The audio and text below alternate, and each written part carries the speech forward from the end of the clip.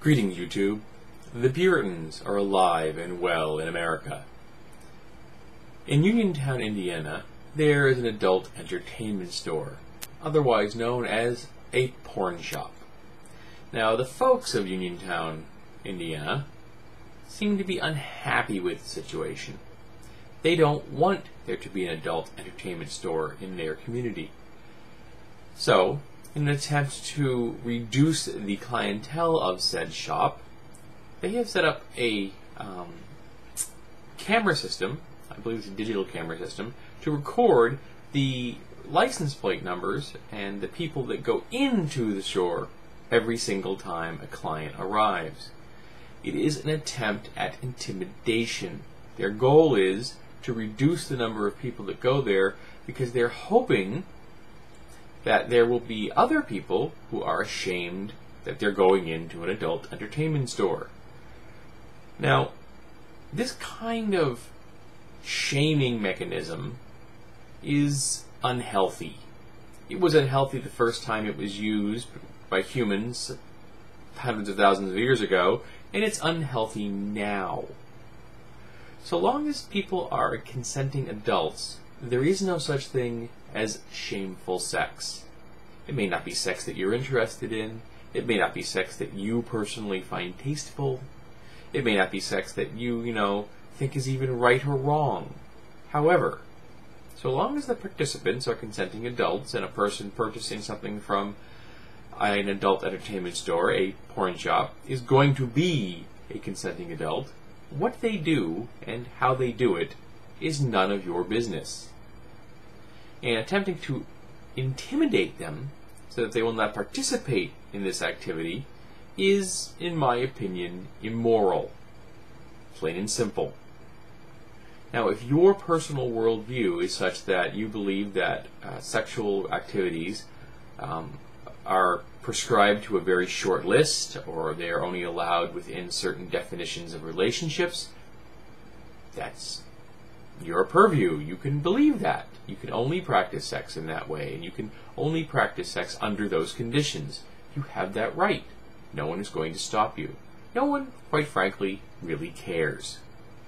But if you were attempting to decide what other people do, how other people choose to engage in sexual activities or in their personal tastes in entertainment, then you and I have a problem, because you shouldn't be doing that. Now, the city, of course, could put this to a vote, and they could say that this particular type of business shouldn't be allowed, which would then get them sued, and they would lose on constitutional grounds, because the ability to access the types of reading material and the types of films that you wish to watch is constitutionally protected freedom of expression. That pesky First Amendment again. And it's been shown that you can actually probably legally limit what kind of physical items people can buy, but there's the internet. Of course, I'm also confused by the existence of a porn shop, because with an internet, the medium by which you are currently viewing this, you can access anything you want from anywhere in the world, pretty much, if you know what you're doing.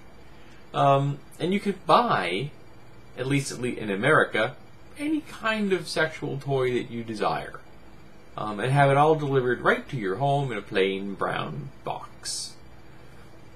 So I've never seen the attraction to going to a porn shop. Maybe it's for people who don't have computers. Maybe it's for people who are not tech savvy. Maybe people just enjoy the ambiance of going to an adult entertainment store. I haven't been inside one in, I want to say, 20 years. But I believe we might have one in the city I'm in. I know we did at one time. I have no idea if it's still around. I don't think I've even walked on the street that it's on in 10 years. But I'm bothered by these self-appointed community Taliban members, because that's what they are. This is nothing more than someone's decision that I have decided for you how you should lead your life. And that's wrong. It's wrong when it's done in other nations. It's wrong when it's done here. If you don't like how someone else is living their life, Don't engage in friendship with them. Don't speak to them. You have that option. You are not required to involve yourself in everyone else's business. Now, if you feel that urge, maybe you have an issue. Maybe the fact that you have a desire to tell others how to live their lives is something much bigger than what they are legally engaging in as consenting adults. And I think that's a much bigger issue. Because the people that are attempting to do this, the people that are attempting to intimidate the clients of this store, are very much showing the world that they have big issues, glaring issues, like baggage trains, a mile long. And yet, no one seems to think that that's strange.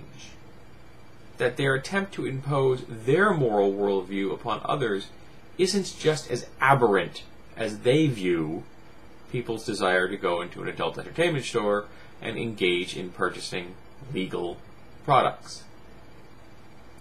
Now, I know I'm a dirty, filthy, liberal progressive with a deep and abiding love of the First Amendment. I am a civil libertarian, but telling other people how to live their lives isn't healthy. It isn't healthy for the person doing the telling. It isn't healthy for the person that has to listen to it. It isn't going to really change anything. I'm not going to tell these people how to live their lives, but I am going to point out when I think that they're attempting to infringe upon the rights of others, and that's what they're doing. They're attempting to intimidate other people. They're attempting to induce shame in other people. And that right there is immoral. It was immoral the first time it happened. It's immoral today. It will be immoral tomorrow. So, if you don't like having a porn shop in your area, just ignore it. The people that want to engage in purchasing things from it are going to. You aren't going to stop them. All you're doing is wasting your time. Maybe you could find a more constructive way to spend your time.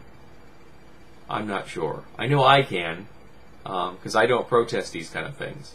I protest when people infringe the rights of others. Like now.